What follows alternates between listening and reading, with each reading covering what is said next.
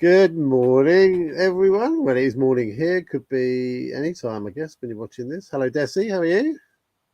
Hello, Chris. Hello, everybody. I'm great. Looking forward to this topic today. Well, yeah, I mean, you can apply this. Right. So the topic today is the 80-20 rule of life and others. Because there's like the 1%, there's the 97%, 3%, there's the my own favorite 70-30 rule. there's there's a whole load of different ones. If you just before we start, if you like this topic or you like this channel, then please click on the subscribe and tick the bell thing there so that you get reminded when we put new ones up, which is most days, but you can then pick and choose what you want to watch. So I'll remind you at the end, but we'll just do that now so that you can get on with it. And No, it will help us out. yeah, and It will click really the help like us out. button. And click the like button as well. That'd be nice. Um, right. So 80-20 rule. You must have heard of it.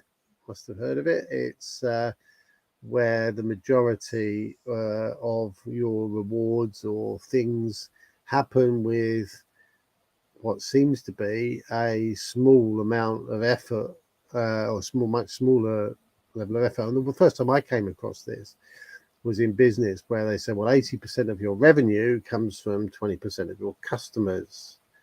And in fact, you can get rid of the other load of customers and it won't really make much difference to the business. The problem is, which ones are they? Which ones are they that give you 80% of the revenue? And it's very difficult to get out of it because there's lots of reasons. There could be friends, there could be people you know for ages. And these are termed in the business world as a bit of bloodsuckers. They kind of they kind of they kind of drain you of all your time and your energy, but they never really spend any money. Like so. But it's quite difficult to get rid of them because Mm, we pick up customers and people in lots of different ways. Like in the early days, we kind of want to be successful, so we give a load more than we get back, but we've got a customer, and consequently, these early ones are a little bit dubious, but you kind of feel a bit obligated to kind of keep them going because they helped in the early days, and you don't forget that. So it's quite a difficult one with business to kind of get rid of them. And it happens in software development as well. There's another one where 80% of the successful bits come from 20% of the effort. It's like, well, how does that happen then? Because you're spending all your time doing the programming. How come only 20% of it really works? Well, you go down a lot of blind alleys. You create a lot of things that actually the customers don't need. you mm, spend a lot of time doing things that end up not giving you the rewards. And the best and the best money, if you're looking at the money side, comes from a very small number of items that you did really, really well, like purple patches. Um, so yeah, I mean it's a big thing in the business world, this 80-20, and people talk about it a lot. And if I think about my school days when I was still at school at my job, I think it did also work like that because I spent 80% of my time planning my lessons and only 20% of the time delivering them. Yeah, I mean, you can look at it in lots of different ways. Software development, customer and revenue, your amount of time spent, like doing something where, like it was just, like 80% of your time at home was spent marking stuff that you were doing at school. Weren't getting paid for it, but there's lots of different ways to skin the cat, as it were. Um, not very popular saying these And days. nowadays, it seems like this rule of 80-20 doesn't apply to me. And when we were actually deciding on this topic, I said to Chris, well, this is not true for everybody because at the moment it's not true about me. So it probably won't be true for other people. At the moment, I'm at the point where I'm putting all my 100% effort in everything I do, and there is what I maybe perceive as no return, it's just growth. So maybe we can also say that it's 100%, 100%. So I'm giving 100% and I'm getting 100% because I'm growing. So I'm not the same person that was like 2 years ago. But it's definitely not 80-20. Or at least it's, well, we can maybe say it's 50-50 then. I don't know what these numbers will mean in this case. So I'm giving, but I'm not giving 50%. I'm giving my full 100%. And I'm getting in return either, if I look at it as a return from customers, it's not as it should be, but it is, I am growing in myself, which is 100%. So 100, Well, let's just dress it up slightly differently. If you don't have to say the numbers, but if you look at your complete customer base, would you say that 80% of the revenue that you did get came from a small number of people? It's true. So 80% of the revenue came from a very, very select group of people. Exactly. So there you go. So whether it's 81, 19 or 85. It's probably maybe then 90-10. But however it is, that you had a nice one about the 3% of society. That's an eye-opening one. Do you want to explain a bit? There's a figure of like 3%, right? Now this 3% figure is like if you've got a room of people like Anthony Robbins said, let's say it's 5,000 or 10,000 people in the audience, right? They've all come along, and this is a very traditional, not traditional. It's a model that became very popular after the year 2000 as the internet grew and the ability to reach more customers and social media grew. This methodology of a guru or a collection of gurus standing on the stage talking about what they do, really what they found is successful for them, talking to an audience, and that audience being a collection of all the people, those that, let's say it could have been 7 gurus, each doing an hour each during a day and an hour for lunch, and basically they're delivering their message, and the audience are basically there for a free day. It's a great networking event, super vibe in the auditorium, because everybody's positive, everybody's looking to improve, everybody's searching for that silver bullet, and they're all optimistic and enthusiastic. And basically, the people on the stage know that they're going to get probably between 10 and 20 people that buy their premier program, and their premier program could cost something between £3,000 and £7,000, right? So people are going to go along there with their credit cards and they're going to fill them up, right? And they know that in the audience there's only 3% they're actually going to do anything. They could spend 7k and do nothing. They could spend 5k and do nothing. They do. They do that, right? And their programs, which they're selling on the idea, you get this super duper guru, right, who's going to be working with you, right? They're not actually working with you. They're working through some people that are basically coming almost for free because they just want to be close to the guru, right? So they're sacrificing income for proximity to this super duper guru because they just want to hang on to their shirt tails.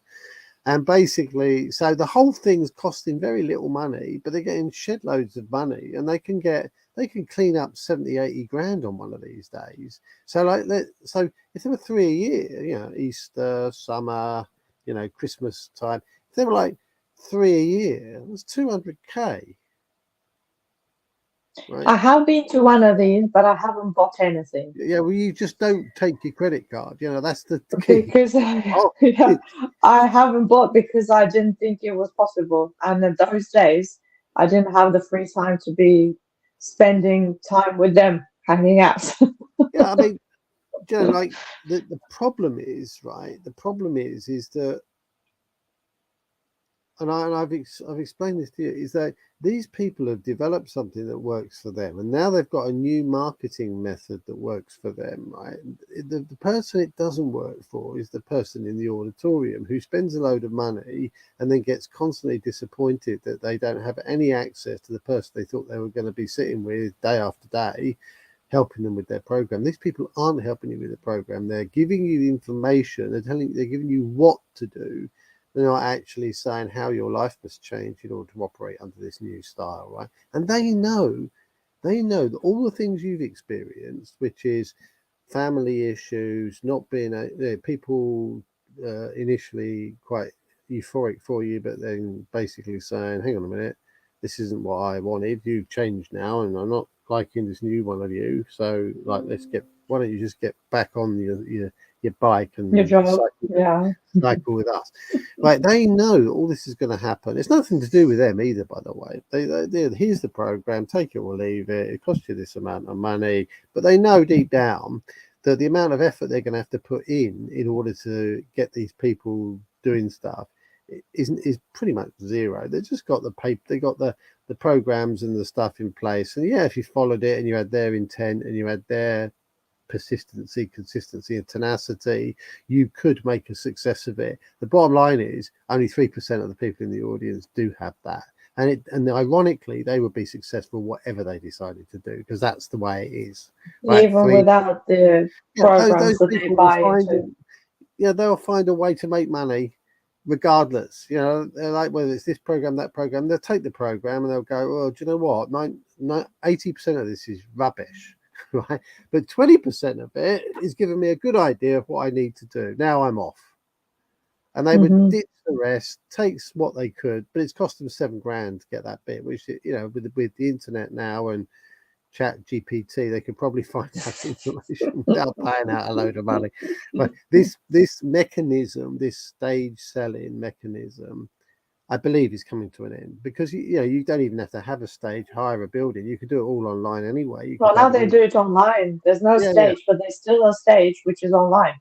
But the It's still trouble selling is, it that way. yeah, but the trouble is, you don't get the vibe. When you go into that room and there's all these people, it's very, very nice experience, isn't it? But you can't get that at home, sitting in front of a computer screen video. Like, it's not the same. It's not. It Well, really that's isn't. why they make the point of making you stand up and join in and shout and scream, and they do that, and you join in your living room and your big screen as if like you're there. It's the Yeah, closest you can get. yeah. I mean, the thing is, right, and maybe the older you get, the wiser you get. But the reality is, you have everything at your disposal inside yourself. The problem is, you don't believe it, right? That you don't Yeah. believe it. You don't have the, and and it's a complete waste of money spending. You're better off just. I said to people, like, training ought to be non-existent these days, really, because if you've got a computer and you can search, or you can use Chat GPT, or you can use any of these tools that are available, you have access to every bit of information that's available. All it needs is your time and your effort to understand it. Like the washing machine breaks. Well, okay, like, how do you fix a washing machine? What type is it? Oh, it's this Yeah, one. and just searching, Yeah, searching for the yeah. tutorial. Now, of course, the younger generation who have never ever, we could do this, by the way, different generations and what they bring to the party, right? That's worth noting down. Then Write it down. generations, just put generations down. Write it down. I'll give you 2 seconds to do that. Um, right now, generations, right? The younger generation who have never known a time where they can't contact their friends using a messenger service, right? They've never known a world where that doesn't exist. Your kids, but pretty much they've had a mobile phone their whole life, haven't they? Or when they were old enough to be able to have a mobile phone, they were available, Yeah. ubiquitous. They could send a text message, or they could send, and now, of course, there are multiple messaging platforms, right? Just a gamut of them out there. So, yeah, the way they see the world is very different to the way I see the world. Now, I can see the world their way because I've had the privilege of being A, in the computer industry, and B, not wishing to become an old fuddy-duddy and not basically be able to use the modern technology. Now, I haven't gone down the road of Alexis and all these other wonderfully named people to in my work. Alexa, not Alexis. Alexis, okay, that's another one. That's a slight variation. But I haven't gone down that road because I don't want it in my room. I don't want that technology, which well, I think, there's a good potential it's hoovering up conversations and stuff without us really understanding what's going on. It could be, couldn't it? We don't understand the technology under the hood, so we don't know what it's doing really. We know it does the thing they told us it does, but it could be doing 80% of the other things which we don't know about. Yeah, the 20-80-20. Yeah. So, yeah, I pick and choose what I want to use. Doesn't mean I don't understand what it's doing. It doesn't mean I don't understand the technology. I think that's important. I just don't want it. And I think that's a sensible way of doing things. You pick what you want to use and don't just get suckered in to this hype of, oh, it's amazing. You got to have this, got to have that. It's like, no, I haven't. That's not going to add any value to my life, to be honest. So you've got to be careful what you're doing. But what I'm saying is the world is a very, in order for us to pay, maybe, and this is not for now, but to create a different kind of world that works for the majority, we've maybe got to include all these people in the conversation about what do we want to create. I heard yesterday, like, Russia, for example, at the moment, like the ex-Soviet Union, and it's still a collection of different countries under the one banner of Russia. There's obviously less than there was, but the possibility in the future is that Russia will probably end up being 6 countries with the original Russian people together. Some of these other satellite, like Siberia, for example, just breaking away and being its own country, and England maybe, rather than Scotland and England and Wales, all being back being independent again. And he was talking about Bolivia. That would probably be 3 countries, and Brazil maybe north and south. That would be 2 countries. So there's what we're talking about here is a move towards decentralization. But in order for that to happen, you've got to bring all the people together, because the old fuddy-duddies like me, for example, we think, oh no, you've got to have a strong country. I'm not bothered. Look from space down at the earth. There's no boundaries. Like it's There's no just boundaries. it's a big collection of land and water there. Right, but people can't willingly, freely travel in these places because of the rules that these human beings have put in place. It's very strange people, and yet we are moving to look at the situation at the moment. The US dollar. We're getting off topic a little bit, but the US dollar is basically the global currency. But it's likely that it's not going to be a single polared currency. Is going to be multipolar. Like there might be a new currency from the east to challenge the dollar. So it's not just that's what you have to trade in. You could trade other things. So yeah, but this involves the generations. This involves generations, because what your children and my children think, and what my grandchildren think is very different to what. Yeah, when I grew up, we didn't even have a color TV. Do you know what I mean? And the phone, you had a phone in the hallway, right? Phone in the hallway. Ooh, the phone's ringing, and then you go out there and Who's you pick picking up up? you pick up the phone, Chris. Yeah, okay, I'll pick up the phone. Oh, it's mum. It's your mum. Yeah, it's Nan. Or you pick up the phone to ring someone, and someone's already on the phone. It's like, what's going on here? It's the next door neighbour because we shared a line. Yeah, that was my case as well. People are going, what? The young people are going, what are you talking about, sharing a line? So Well, our line was you couldn't hear them talk. It was just dead. You couldn't there's no access it from ringtone. our There was end. no ring. Yeah, there's no There was ringtone. no ringtone, so you had to wait. And then there's a little tick, and that meant no. Now You it's had the free. chance to You talk. can go Or and ring now. we can actually hear them talking. Like we actually, you know, the old what is it? The privacy is that flown out the window. GDPR or whatever it's called. Like I can actually hear them talking. Like no secrets there. But yeah, so like what we move to now is a different thing. But there's an interesting one that so we kind of got a 97 and 3, right? 3% will do anything, right?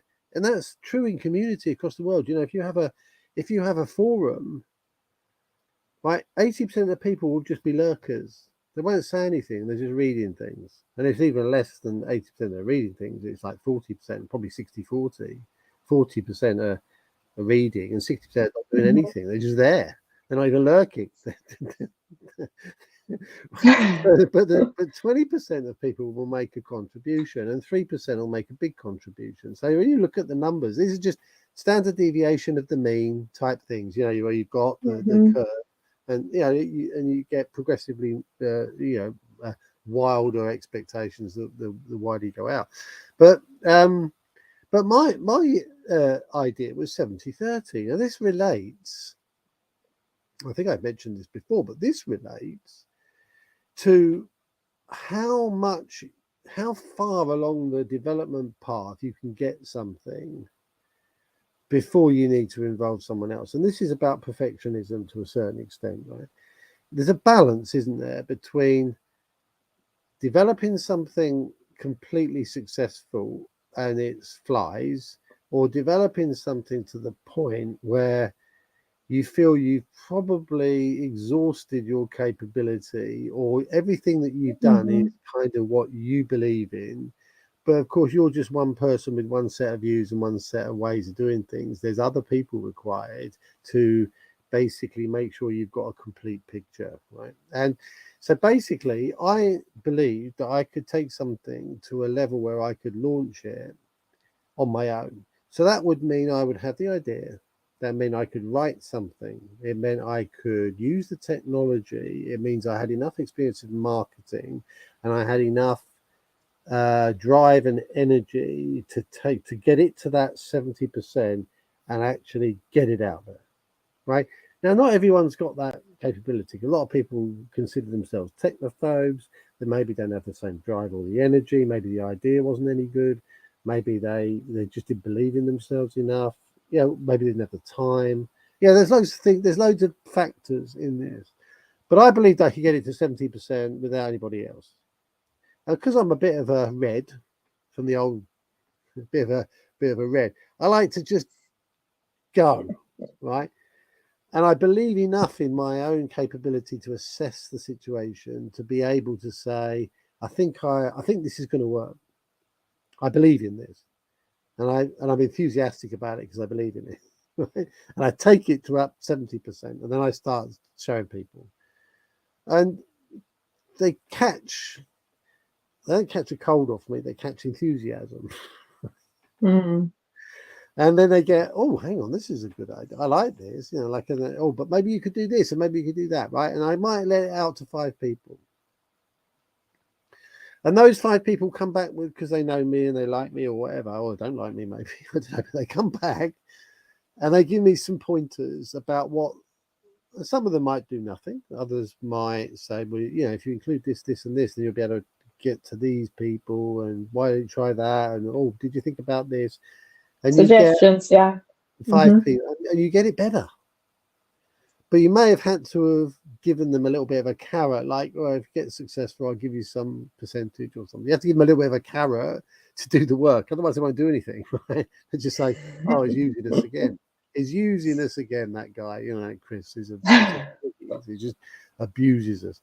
And then what happens is you get that feedback. And then what you do is you let it out to 5 of their friends. So there's five 5 of them, each offering it to buy. So what have you got now? You've got 25, right? Another 25 people, right? And there's and that group of people might give you some feedback either directly or through the other person. You know, they might say, "Oh, one of my friends made a good point there. I'll tell Chris that, but I'll pretend it's my idea." so, so, so, so, But as you go along, as well as developing it, you're also rolling it out to the yeah, yeah, wider world. yeah, and getting it better. Yeah, and getting it better, etc. And then the final thing, right, is that those 25 show it to 5. Right, so you now got 125 people at the lowest level, right? So you got 1, 5, 25, 125, right? If you add all that lot up, what does it come to? It comes to around about 150. I think it's 152 or 6 or something. It's around 150. And the interesting thing is that of that number is kind of the size of an old community village in the old days, right? The 150. You kind of in 150 people, you had enough variety in order for people to be a baker, to be growing food, to be fixing horses problems, like a blacksmith or making cloth or whatever. It's kind of enough people with everybody being important and doing their own thing. And they're the same numbers. It's like these numbers work, you know, like they've proven to work in the past. And like, we don't have to be the big, like that was an idea of one person, but we needed to have the whole tribe involved in order to make it Mm-hmm. successful and to prove it worked. And they're interesting numbers. This, so I think that was my 70-30 rule. And to be honest, I like it. It kind of, and the numbers work out. And I've done a whole training on this before because you know it's quite a powerful idea. But it just explains. I mean, and you're the same. Yeah, like you know. Oh, I need a booklet. Hang on a minute. The booklet. We could talk about this another time, right? I don't know if you can see that, but it's basically a thing called decade, right? Which basically is an idea that's become a booklet. Now, it was my idea in the first place, and it's an extension from the previous 12, 15 years of what I've been doing. But now, because of you went off and learned Adobe and how to use things like that, we've got a book, and that's largely thanks to you. But like what I'm saying is that I don't want to learn Adobe. I can't be asked with all that technology of that type because I don't view myself as creative in that way. And I think creativity, we probably need to note that down as another. I've got it as a topic as well. Okay, because there's lots of ways of being creative, isn't there? People can be creative making money. People can be creative building an allotment. People can be creative in their own home, making it look homely. People can be creative cooking. People can be creative drawing pictures. There's a myriad of ways of being creative, you know. And I know that a lot of people go, "Oh, I'm not very creative, me." Well, you know, you've got kids. That's creative, isn't it? Like, it's the ultimate Ultimate creative. creativity. It's like you've used the whole body doing that thing. God, guys can't do such an amazing thing. You know, like it's. Can you imagine like 9 months and you've created a new human being? That's like unreal. The thing is, you didn't create it consciously. Maybe that's where the thing is. And I've got an issue with that. If I create something, it needs to come from my brain. It needs to come out of my creative, conscious thinking. If it just comes in naturally, I didn't create it. And that's why for a long time, I couldn't understand what manifestation meant. And I thought it was you put your attention somewhere consciously and you're going to manifest $1 million.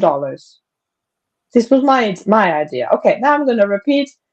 I'm going to create $1 million. I'm manifesting it. And when somebody mentioned to me, "Oh, what are you manifesting right now?" And I would say, "Yeah, I'm manifesting an online business." Oh, have you got it? No, I'm manifesting it. What do you mean you're manifesting it and you don't have it? So it was a complete confusion of what the word manifesting means. To me, it was I need to put my attention and I need to create it from knowing that I'm doing it. While it turns out, now it's so obvious to me, it doesn't matter if you're thinking it or you're not thinking it, you are still creating something. It's just it's not what you want to maybe consciously create.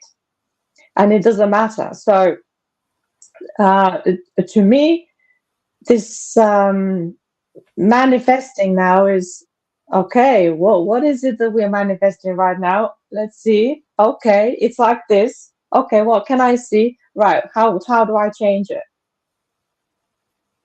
Yeah, I mean, basically, what you're doing is you've got an idea of what you would like, and you're basically increasing the probability of that thing coming to true. But then it might not be even what you imagined, because no, as things start to change, you think, what was I thinking? I don't even want that. exactly that. So as you go along, the 80% of this effort that you're putting into creating, manifesting it, you end up knowing that actually no, that's not what I want to manifest. I want something completely different. I mean, just take a because anything is possible, isn't it? I mean, anything is possible. Like, let's say we've been spending our time creating that allotment, right, to grow the food. What if the real reason for building that allotment was to sell books?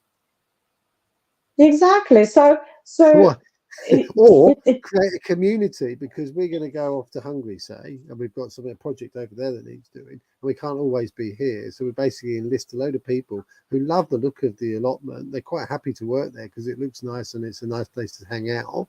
And then you create a community, and that's the start of the revolution of people growing their own food. Like, who knows? Who like, knows? Yeah. Who knows? But what I came out from, and then I lost my train of thought, was what are the deep beliefs that we all have that either manifest this or that?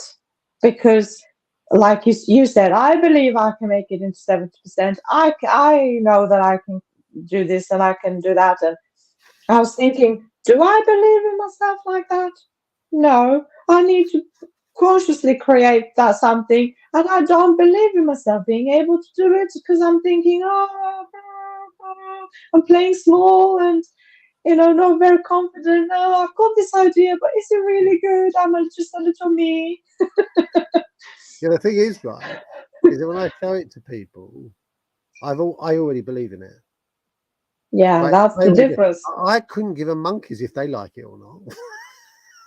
Yeah, And I keep showing that's the it. difference between you and me, baby. Because I the minute somebody says something a little bit like I might perceive as a negative feedback, and I've got very good radars to protect and to detect danger and to detect that how things are and how others are, and we all do this kind of thing. But my brain is constantly on the lookout for danger. Danger. Is there any danger? Do I need to protect you? Let's see. And it's not good. Well, when I show something to somebody, right, I've already in my mind, rightly or wrongly, evaluated whether I will listen to what they say or not. You and, are and the 3% and the or and the 1%. and they could be saying something, right, which is for them totally logical and right, and for me it's completely like just taking it off on a different tangent. They don't know this project like I do. I've been living with it for 70% of the time already, right? So I know, and I've been down a lot of blind alleys and I've done a lot of things. So most of the things people come up with, I've already tried or experimented, Yeah. and there's sometimes a gem. And those gems I look at and I think, yeah, that's a good point. Do you know what? I'm going to change that. I'm going to introduce that, right? But most of it is drivel, right? And that doesn't denigrate them as an individual. It's just saying that, yeah, their contribution here is wacko, right? And I'm not going to take any note of it, right? And I'm brave enough to make that decision, right? I can see whether it's going to add value. So it's either going to be like, and feedback, like, which I don't like as a word because it's basically crap, or it's feed forward, which is going to take the project somewhere else, right? Yeah, that's a Now, bit of a better word. I take the feed forward stuff. They don't know whether it's feedback or feed forward themselves. I'm making that judgment. Right? Now, that's why, like things have happened is because I'm not like chopping and changing to please everybody. I know what I'm trying to achieve. And if that thing they've suggested is in the goal, in the vision, it's in. If it's not, it's out. Yeah. Right? It's just the way I operate. I guess that's maybe I'm operating in this way with a lot of effort at the moment, but I'm getting better at it because okay. I'm clearing all this protection modes of my brain and making space for confidence. Yeah, I mean, I'm not giving any thought on anybody else was thinking that this how it should be and I'm doing the wrong thing. Yeah, I mean, and these judgments that you're making, they're not judgments against other people or saying they're daft or whatever. Yeah, they're just not able to provide any useful input on this particular topic, and you have to be, because it's your thing. You have to be the judge of that. But sometimes they are Mhm. useful. If you've got someone that's good with graphic design and using tools and stuff, and you were learning about those things, then you take their input, don't you? Because it shortcuts your progress. But if it's not really, they don't know what the product's for, or they don't know what you're trying to do, and they're only like looking at it from one direction. The chances of it being useful input without delaying you huge is slim. Yeah, the question is it going to be able for this to become more popular more quickly if I introduce this idea, depending on what you're trying to do? And if it is, then it's in. If it's not, then it's out. And you have to be brave with it. Because it's your thing. Like, and if they say, "Oh, you didn't take my advice," say, "Well, no, like maybe later." Like, Yeah. why have they got the potential? Why have they got the power to change your idea when they've not contributed anything to get it to this position? You have to Mhm. remember your It's intent. all about the inner game. Yeah, It's yeah, all exactly. about the inner game. Yeah. And my acid test is, would I find it useful? That's my acid test. If I would find it useful, maybe others would. Not everybody. I'm not here to please everybody. But if I find it useful, others will too. Because there's going to be some people like me, aren't there? Yeah. I actually finished writing this project that I was mentioning earlier in 3 or 4 videos ago. And as I finished it, I was thinking, wow, this is such a good thing. I wish I'm going to go through this and I'm going to fill it in myself. Well, and I'm gonna self coach. that's the other point, right? When I started writing the software that ended up being a product which was used by lots and lots of companies, right? The first part of it was CRM, contact resource management, which is where you put your contact details and you put notes about what's going on with that contact, and you can go back and look at those notes, and you can look at the contacts you've got, add more contacts and stuff like this. It's very useful if you're in that customer acquisition mode. And I was using it. Why was I using it? Because I had people in different locations that needed to have access to the information I was putting in. Right, and you couldn't do this on the internet. It wasn't available. But it was to me because I created it. I knew that was useful. I knew millions upon millions of people needed that tool. At the time, they didn't know they needed that tool, but I knew there was a market for it. And today, CRM is ubiquitous on the internet. Everyone's using it. Yeah. But Now everybody needs to do my program because everybody will be doing it eventually. Well, when you look at it, you have to look at it with a very, very unemotionally detached view and say, like quite categorically, would people benefit from going through this program? Would they benefit? And if the answer to that is an enthusiastic yes, then you have the potential to go out there and tell people about it because now you believe in it. But it comes first. Like if you invent something, you've got to be able to use it yourself. If you invent a frying pan, right, and you can't even fry an egg in it, it's not a good frying pan, is it? You create a frying pan if you like it. It's the right size. It heats up properly. The handle doesn't get burning hot, so you scald your hand every time you try and use it. If it's a good and it cleans easy and it stays clean, like this is a good This is a frying. stick.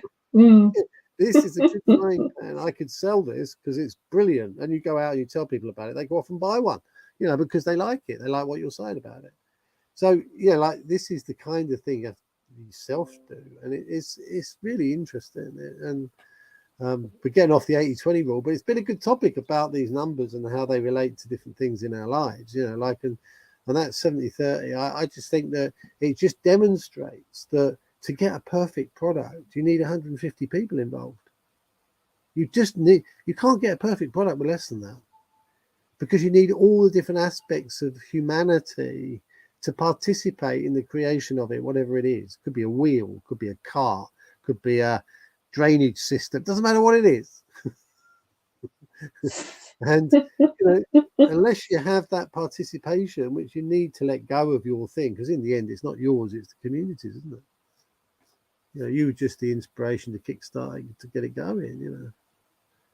And that's a skill. You need that skill in community, because otherwise nothing changes. And we were talking about the world split up into more countries. Why would it do that? Well, because in the end, when you've got smaller units, people can do what works for them in that location, and they're not being controlled and dominated by this centralized resource, if there are other potential ways it could go, by the way. I'm just selling an idea, 70-30.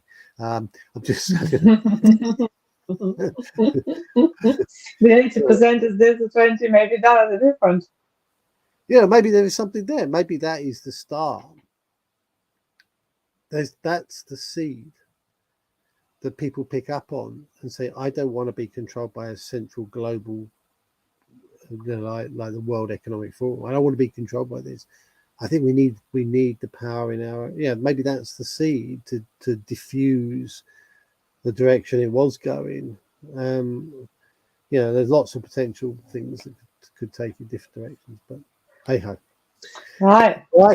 If you are liking our topics and our musings here, please do subscribe. It will really help us out to reach a wider audience, because more people will probably want to hear this message as well. So thank you for watching, and do subscribe. And, See you tomorrow on another episode. Bye. Bye.